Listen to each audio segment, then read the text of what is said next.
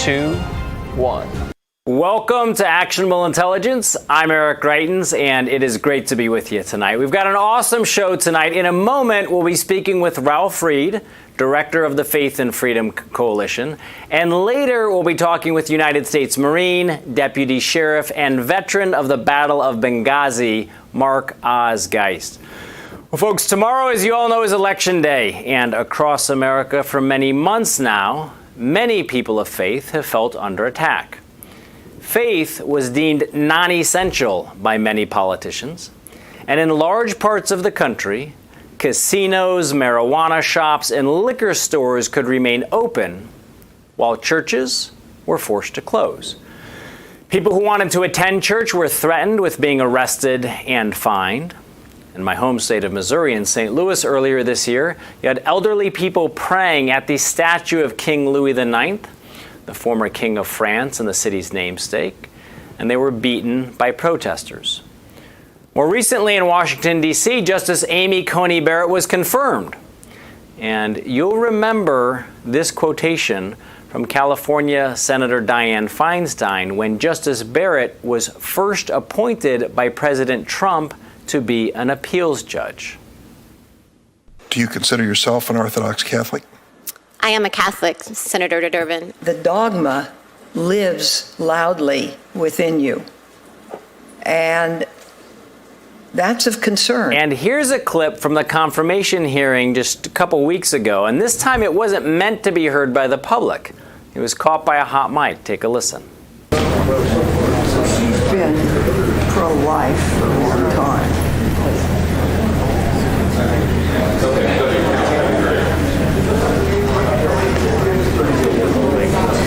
I suspect with her it is deeply personal and comes with a religion.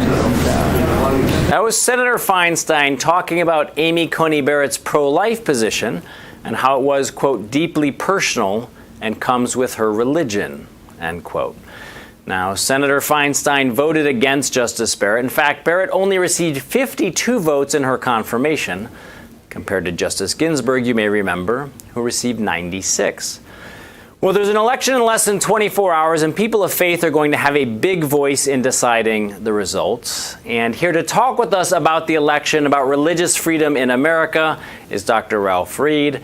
Ralph is the chairman of the Faith and Freedom Coalition and author of a new book, For God and Country, The Christian Case for Trump. Ralph has been out campaigning for the president in the weeks running up to tomorrow's election. Ralph's a personal friend, and we're glad to have him on. Ralph, thank you so much for joining us. Thanks, Eric. Good to be with you. You bet, man. So look, the election's tomorrow, and the first thing I want to do is ask you about a tweet you made last night about evangelical voters in Iowa. You said that Trump leads Biden among self-identified evangelicals in Iowa, 72 to 20%. You pointed out that that's a 52-point margin, according to a new Des Moines Register poll. And it's a big reason why Trump now leads Biden 48 to 41% in Iowa. So what's happening in Iowa? I think what's happening in Iowa is pretty consistent with what we're seeing in every battleground state, Eric. And by the way, that margin in Iowa in the Des Moines Register poll, which is the gold standard in the Hawkeye state, is identical to the same margin 4 years ago, the same weekend before the election by the same. They had Trump ahead by 7. He ended up winning the state by roughly 9.5. Wow. In North Carolina recently, I believe this was an ABC News Washington Post poll. There was a poll in North Carolina that had Trump leading the evangelical vote 82 to 17. He won 81% of the evangelical vote nationally. In Georgia, if you can believe it, he won it by an astonishing 92%. And I think that if you look at most of these states, the self-identified born-again evangelicals are about 25, 6, 7% of the electorate. Faithful Roman Catholics who frequently attend Mass, think of Amy Coney Barrett, they're about another 9 or 10% of the electorate. So between the faithful Mass-attending Catholics and the born-again evangelicals, it's 37% of the electorate. and he's going to win 80% of that vote, and it's a big reason why I think he's going to win tomorrow night. Right. Now, Ralph, you've been making the case for the president. In fact, you've got a new book out, For God and Country, The Christian Case for Trump. Just, tell the audience, what is the Christian case for Trump that you make in the book? Well, I wrote the book not so much as a defense of the president, although I do plenty of that, and proudly so. I wrote it primarily as a defense of the faith community and of the tens of millions of God-fearing, patriotic, Bible-believing Christians whose only crime has been to take their citizenship seriously and to seek to advance what they believe is the common moral good. And when they were confronted with Donald Trump 4 years ago, let's be clear, he was not their first choice. 2/3 of them voted for someone else in the Republican primaries, either Ted Cruz or somebody else. But by the time you got down to the binary choice facing them in November of 2016, with a vacancy on the Supreme Court that would decide the ideological balance of the court, and with Donald Trump having been the first presidential candidate, think about this for a minute, the first presidential candidate in American history to release a list of 21 names of respected conservative and originalist jurists and say, I'm going to fill this vacancy from that list. Right.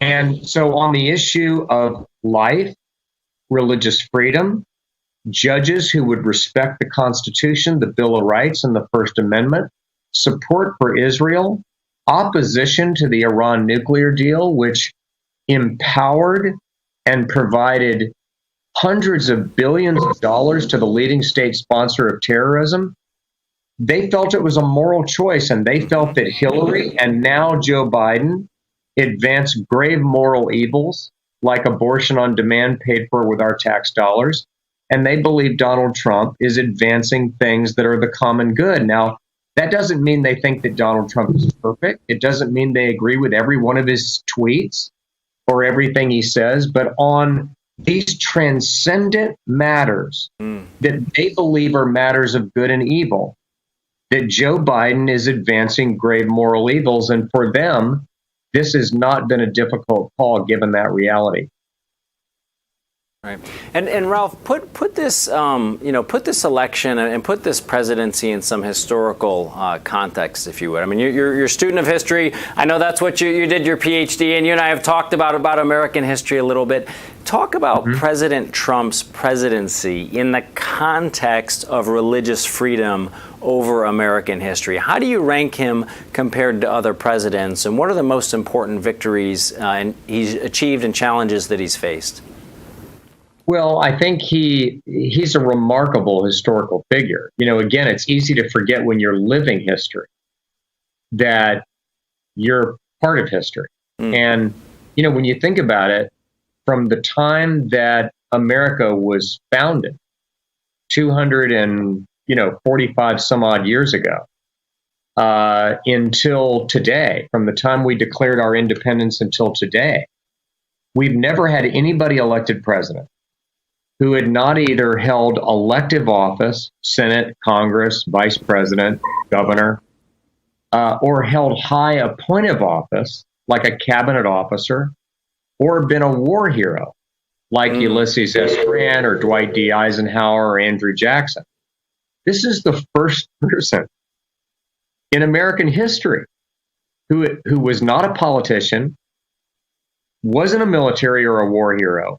And Ralph, I'm going to ask you right there. I might have you hold that thought for a moment, because we're going to go to a break. And folks, when we come back, I want Ralph to finish this thought about President Trump's place in American history as a champion for religious freedom. And we're also going to talk about Israel and religious freedom in this coronavirus environment. Stay right with us. We'll be back with Ralph Reed.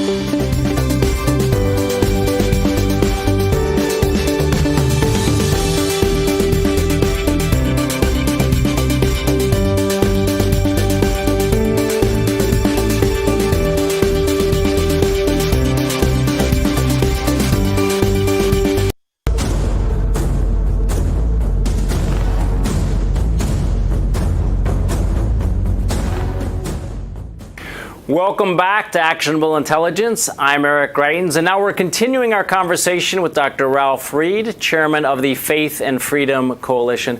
Ralph, you were talking about President Trump's unique place in American history. Please continue your thought.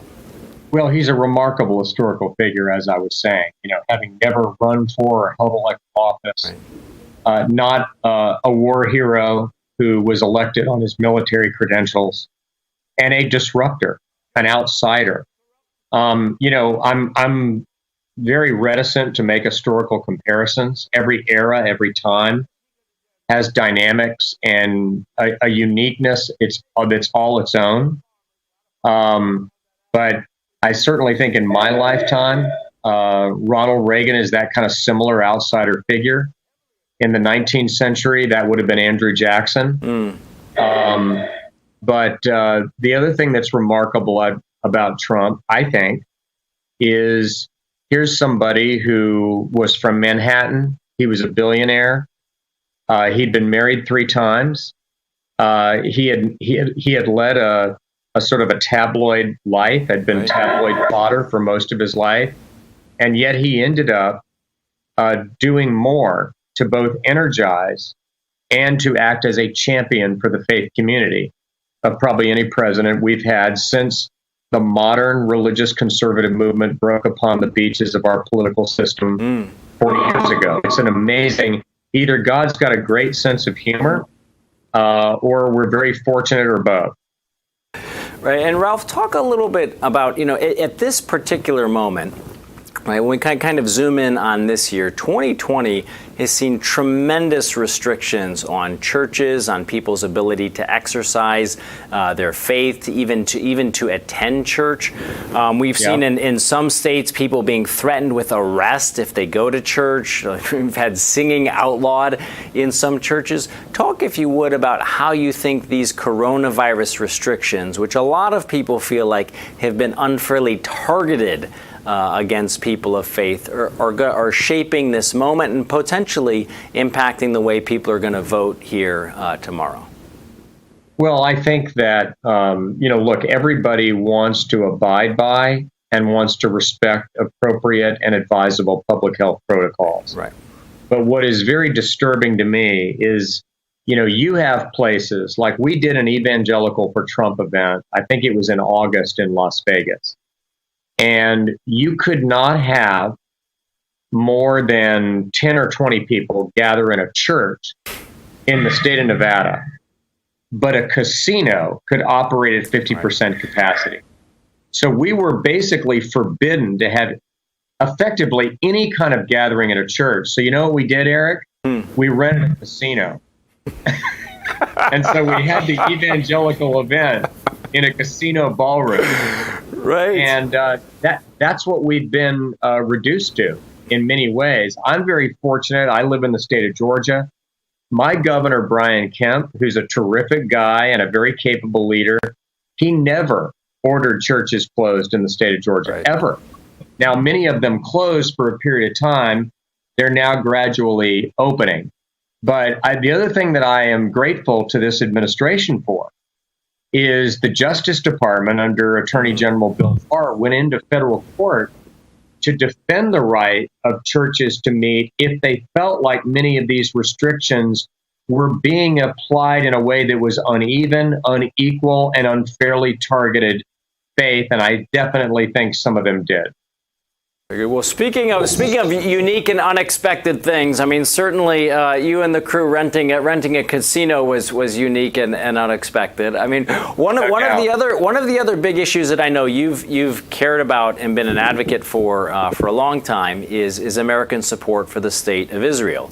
And I think one of the things that has been unexpected was President Trump's tremendous success in advancing that relationship. Very early on, moving the embassy to Jerusalem. It was something that administration after administration had promised and yet failed to deliver on. And then more recently, these peace deals and the recognition of Israel and the normalization of relations with Bahrain, with the United Arab Emirates, and just most recently with Sudan. Give us a sense. You've you've been working on this issue for decades now. Give us a sense for the importance of President Trump's leadership on the particular issue of Israel. Well, I think it shows the importance of leadership, and Donald Trump was someone who, because he wasn't part of the foreign policy establishment, because he was an outsider, because he wasn't a career politician, he really approached a lot of these ideas with a fresh set of eyes. And basically what the president, along with Jared Kushner and David Friedman, the U.S. ambassador to Israel, former attorney to the president, decided to do was they said, look, administrations for decades have approached the peace process and U.S. policy in the Middle East with a particular set of facts and assumptions. And it hasn't really necessarily gotten us anywhere. It hasn't gotten us any closer to peace. And why don't we take a little bit of a different approach? And they did. And it was unapologetically pro-Israel, but there was bold and robust outreach, not just to the Palestinian Authority, but to the Arab world, to give them an opportunity to see a vision of a better region and a better world, free from deprivation, poverty, ethnic conflict, bloodshed, and a lack of economic growth.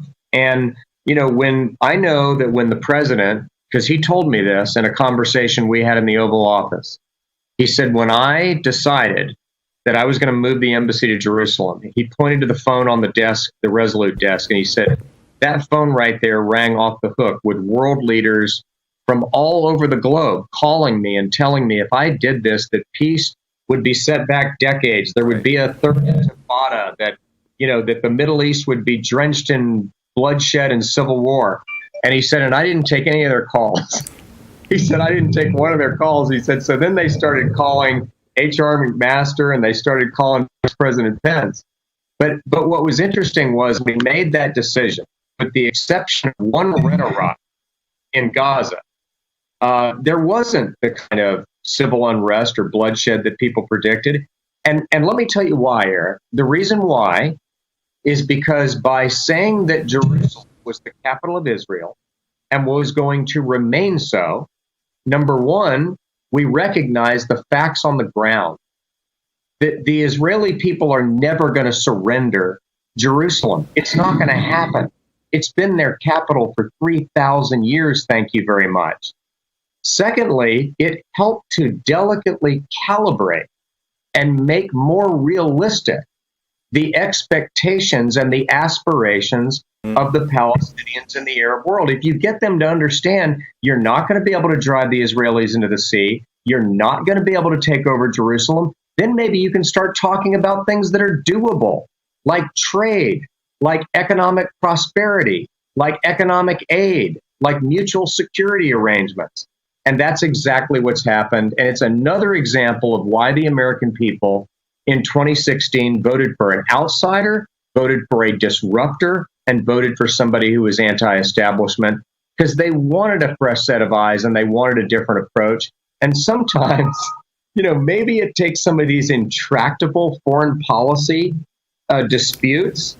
Maybe it takes, the rough and tumble deal making of a Manhattan real estate and hotel developer to figure out how to try a different approach. Well, it certainly has here, and you're right. It wasn't also just world leaders. It was also like a lot of the Republican foreign policy establishment was actually opposed the president on this, but he acted very boldly. We've just got 15 seconds left here, Ralph. You've got over 2 million members with the Faith and Freedom Coalition. On Wednesday and Thursday, what are people going to be saying about how people of faith turned out to vote tomorrow? I think they're going to talk about the largest and most historic turnout of voters of faith in American history. And I think they're going to be just as surprised on a lot of television sets in New York and Washington as they were 4 years ago. Awesome. Well, hey, thank you so much for joining us, folks. That's Dr. Ralph Reed at the Faith and Freedom Coalition. Always a pleasure to have him on. Stay with us. We're going to be back with Mark Osgeist. He is a United States Marine, and you know him as a veteran of the Battle of Benghazi. It's a fascinating conversation. Stay right with us.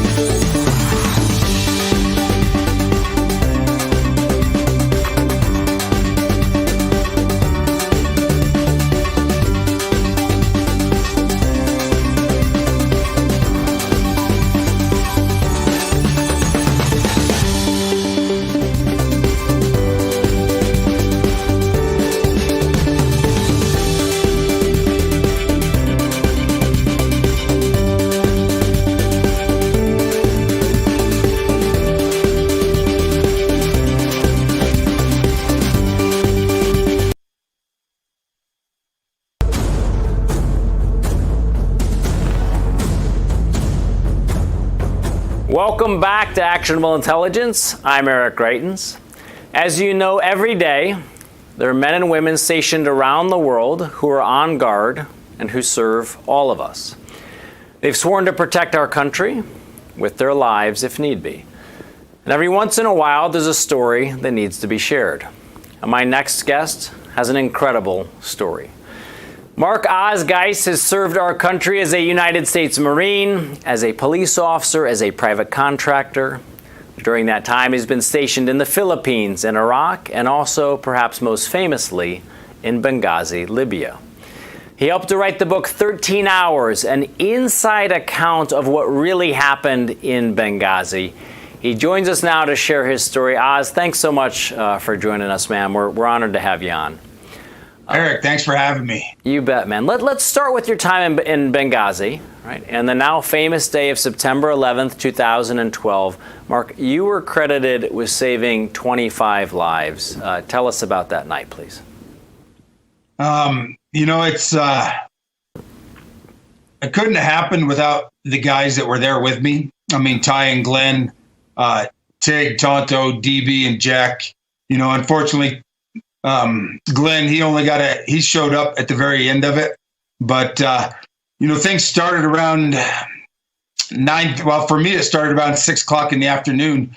I was out in town working, me and a female case officer, we had to go out on a dinner date. And, when I was out there, it was about 9:30 when I got a call from Ty, and Ty just said over my cell phone, said, "Hey, you need to get back to the annex, stay away from the consulate."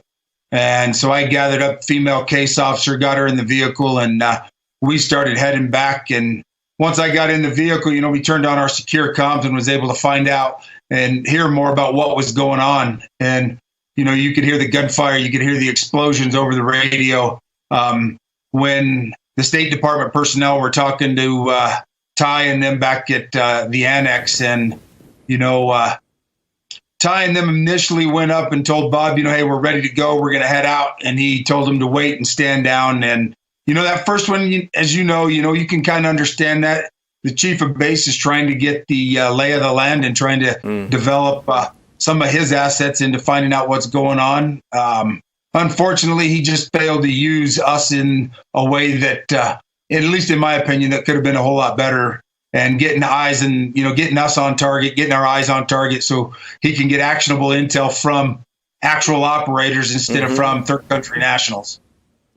Right, and that night, kind of walk us through what happened then. A lot of folks have seen the movie. A lot of folks have read the book. But for members of our audience who haven't, who kind of remember how important this moment was, but haven't experienced it themselves or had a chance to see the movie or read the book, kind of walk them through what happened that night and the heroism of some of the men you were serving with. Well, Ty took the team over and they got over within probably 10 minutes. I mean, it was about a mile as the crow flies. They could get about 300 yards from the facility at an intersection of what we call Consulate Road in Gunfighter. And Tonto and DB moved to some high positions so they could get eyes on target, possibly provide cover fire, while the other three moved down through Consulate Road and entered through the front gate of the consulate. And when they did, basically they encountered about 40 armed insurgents. Ambassador's residence was on fire. The guard shack that was to the right of the entrance was on fire.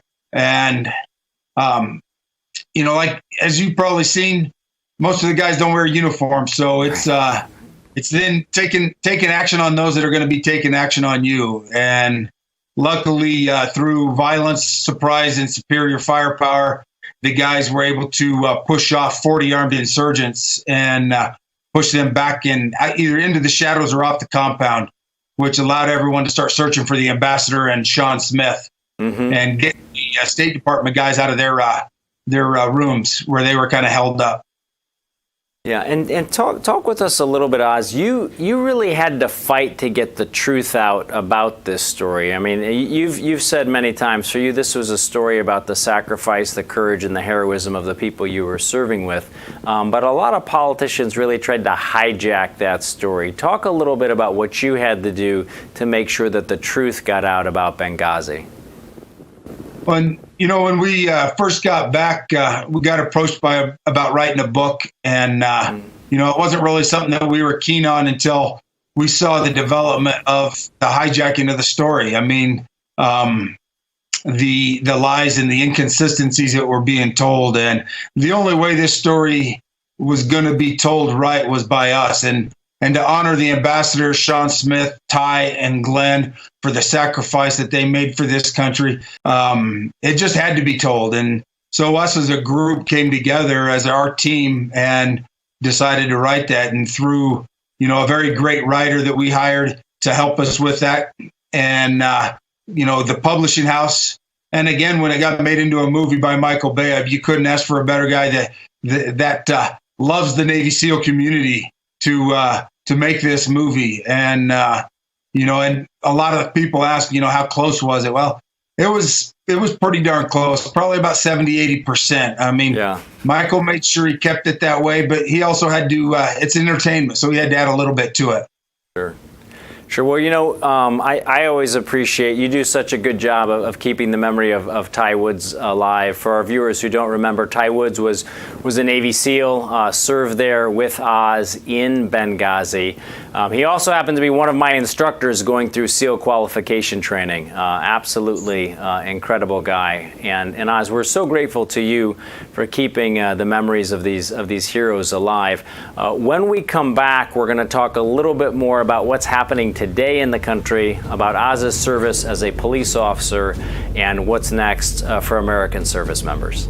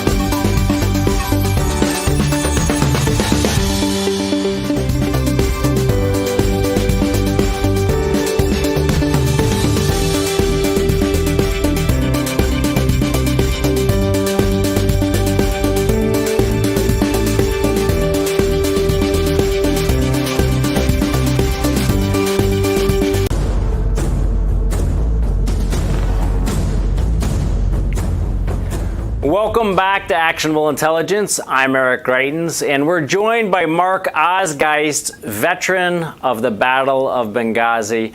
Oz, before we left, we were talking a little bit about the battle. The story in the 13 Hours book that you tell and the movie continue to do exceptionally well. And this was a battle that was 8 years ago. Why do you think that people continue to be interested in the book, in the movie, and in this story about you and the battle that you guys went through? I think really the movie and the book is representative about all of our military and our private security contractors and what they do around the world. We have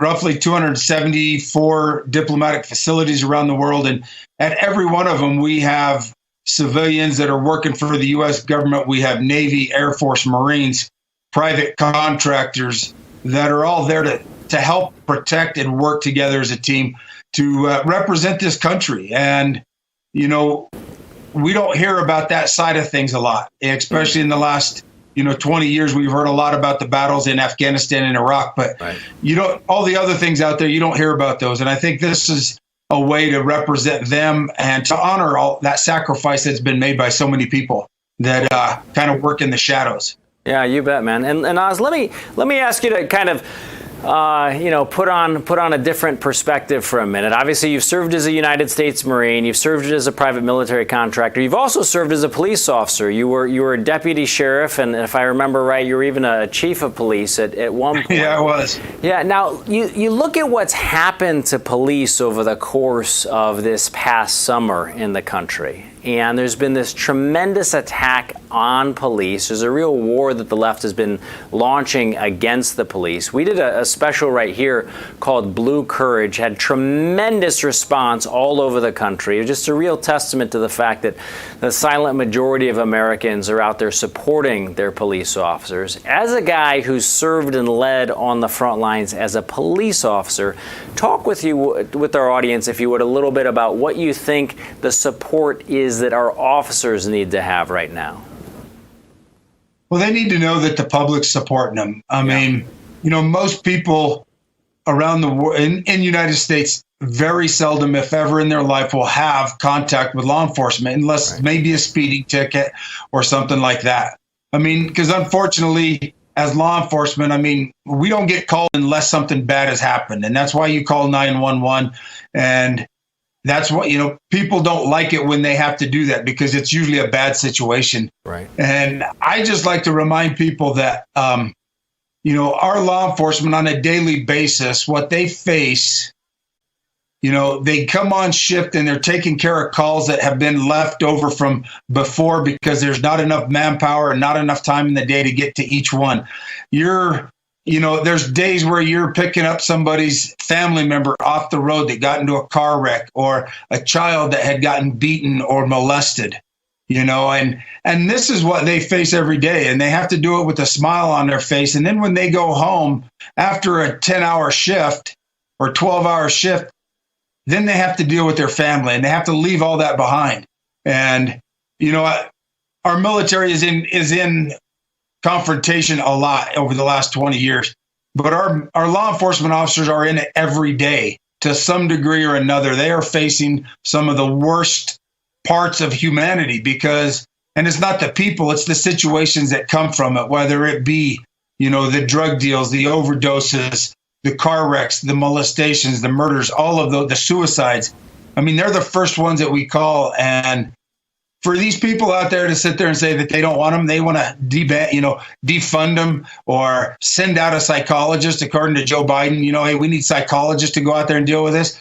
Hey, you go hire a psychologist and see how much you're going to have to pay them and how long they'll stay on the job to do what cops do every day. Yeah, well, it's the police officers are out there serving every day, and you've always done a great job too of giving attention and recognizing the sacrifice that their families make, just like military service members, who always have families back home who are supporting them. We've got frontline police officers and people in the U.S. military who are out there serving every day. Oz, one of the things that you've also talked about is how when you guys were out there, you made a decision that you were going to do what was necessary to save somebody else's life. And that everybody came together and you were going to put the country first. Everybody knows who's served. Like, you might have difficulties, disagreements among guys who are serving together, but you always put the mission first. You put the country first. What do we need to do to bring that same kind of ethic back home, where people can find ways to come together and put the country first? Well, I think a lot of it is, we can't hate. Because the one thing, early on, somebody asked me, do you hate the people that were trying to kill you? And just immediately it out of my mouth, I'm like, no, why? Why would I hate them? And that's the same thing here. I mean, one is the Lord commands us to love others as he loves us. Doesn't matter if they're enemy or friendly. And I think I take that same thing to the battlefield, both in and for here in this country. We need to start loving each other and understanding, we're all different. We all have problems, and my problem's the biggest one. But really, it's not, because what's bigger is this country and where we came from and everything that we've come through and where we are heading.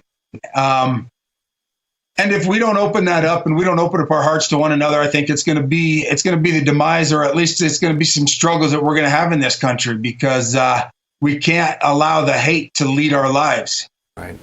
One of the things that I also appreciate so much about what you've always done, Oz, is that you've always reached out to folks with a hopeful message. And I've said a lot of times, if you want to be hopeful, go to Marine Corps boot camp, right? If you want to be hopeful, go on the deck of an aircraft carrier, see what this next generation of young men and women are doing. In the last 20 seconds that we've got left, Oz, leave our audience with some words of hope about the men and women who are out there serving every day.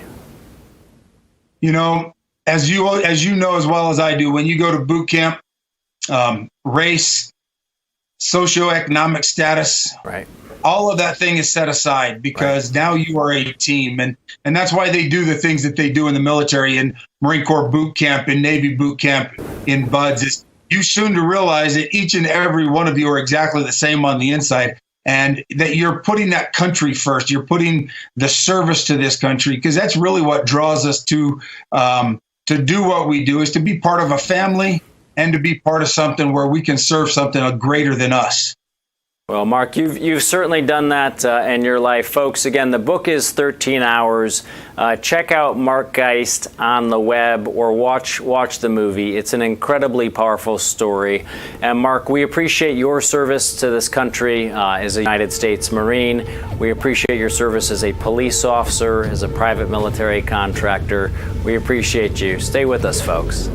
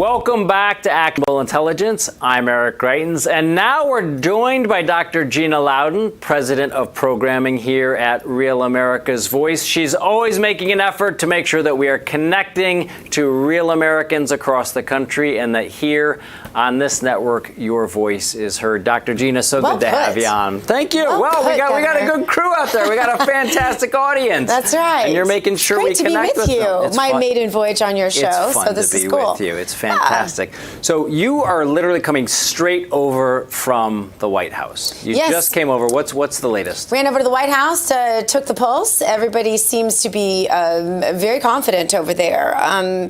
So that's what I'm hearing from the ground. Also had privilege to talk to some of the insiders today. I spoke to Hogan Gidley. I spoke to Kimberly. I spoke to Lara Trump today. We'll have a little bit from her tonight.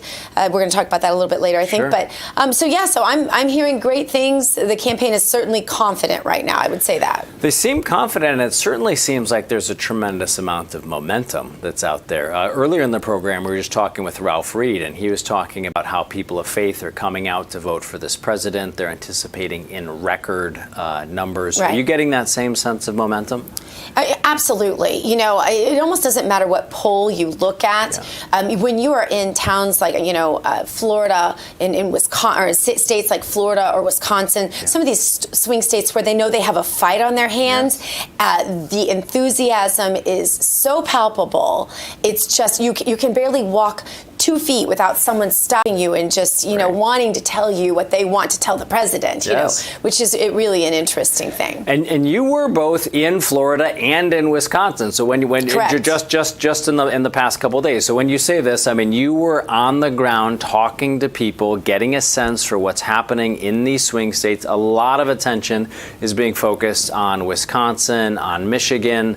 What's your sense up there in Wisconsin? What are you hearing from voters there and in Florida? What's interesting in Wisconsin is the number of people, the percentage of people that are Trump supporters now that were not Trump supporters in 2016. Yes. And it's because he sent in the National Guard and they feel like he saved their state. Yeah. And those are, and that's combined with what he did in terms of jobs and manufacturing and just sort of bringing back a sense of economic success to a state that felt a little bit forgotten, I think, under Obama. Yeah, well, look, I mean, you've got cities like Milwaukee that are looking at record amounts of violence this year. Absolutely record amounts of violence. It's true of a lot of Democrat-run cities across the country, and the president's come with a very strong message about supporting the police and law and order. I think there's a really sharp contrast there. Now, I know you're going to be talking about that just after this show. We want everybody to stay with us because it's 7 p.m. Eastern, 6 Central. You've got a special tonight. Tell us about it. Yeah, well, we're doing a little pre-election special. We're going to be talking about what is happening in some of those swing states. We have some really special guests, some family members of the Trump family that will be joining us at various parts. And so we're going to be just taking it all in and doing another temperature check the night before the actual election. So very excited about that. Yeah, and it is, right? I mean, there's a tremendous amount of excitement. This election year feels a little bit different because so many people have voted ahead of time. There's been a lot of energy around early voting, but still, you cannot replace Election Day. I mean, there's so much momentum, and it does come down to who's going to turn out tomorrow. That's exactly right, Governor. And I'll tell you what, when you look at the real tried and true Trump voter, they want to vote.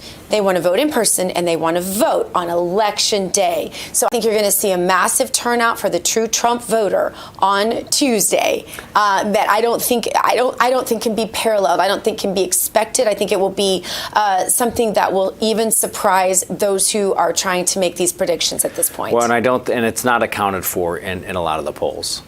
Definitely not accounted for in the budget. You just can't account for the kind of motivation that we see when you go to these Trump rallies and you see the lines, for miles from the people that couldn't get in.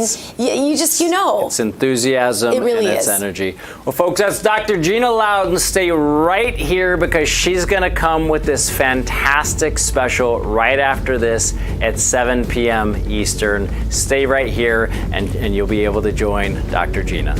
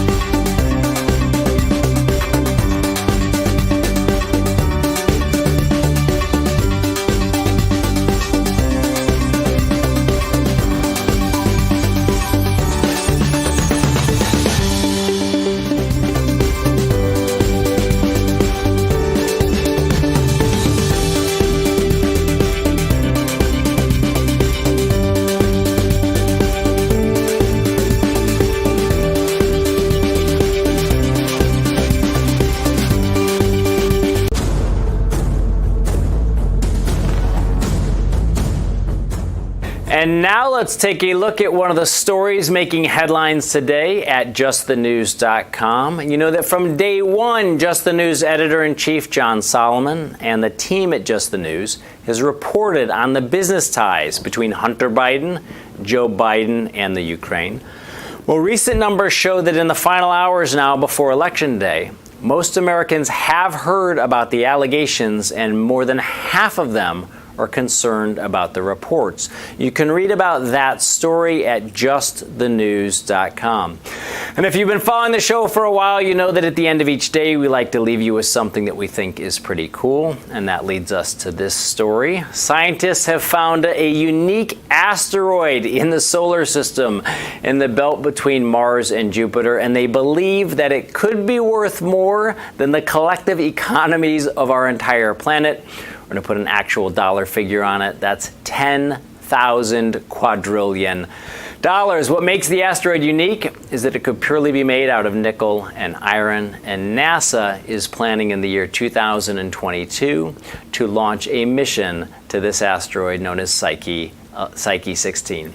And before we sign off, we want to leave you with a quotation. This is a great one from Winston Churchill. It says that courage is what it takes to stand up and speak. Courage is also what it takes to sit down and listen. And here on Actionable Intelligence, we will always aim to speak boldly and also to listen wisely. Stay with us. Dr. Gina Loudon is up next with a pre-election special. And tomorrow night, Real America's Voice is going to have coverage of every single element of the election. Stay right with us. We'll be back soon.